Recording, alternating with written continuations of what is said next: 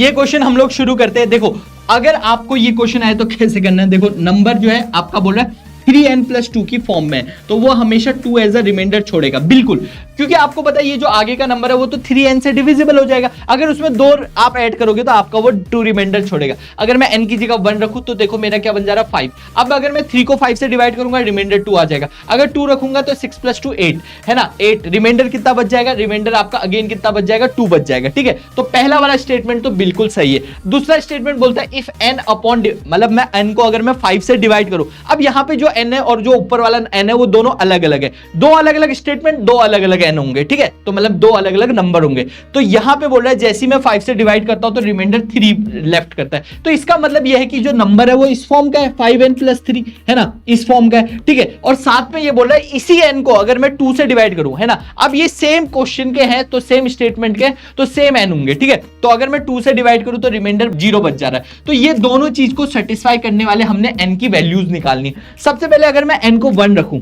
तो n को 1 रखूं तो ये कितना आ जाएगा, ये तो आपका को तो हमने देखना ही नहीं, ऊपर वाले को देखना है। तो 5 + 3 कितना आ रहा है बेटा, 8 आ रहा है। 8 आपका सेकंड वाली को क्वालिफाई करेगा, बिल्कुल करेगा, तो n की जगह पे 1 पॉसिबल है।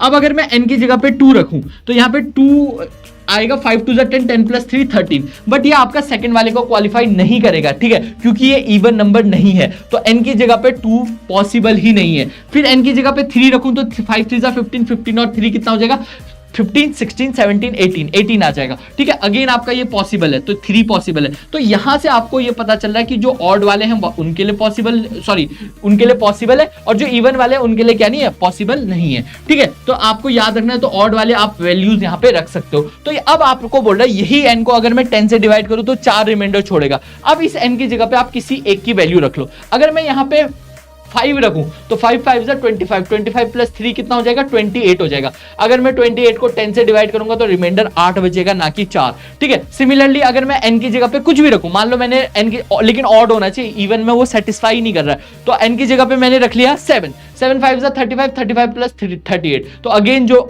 रिमाइंडर है वो 8 छोड़ेगा, ना कि 4। आई होप आपको ये क्वेश्चन समझ आएगा। तो मिलते हैं नेक्स्ट वीडियो में।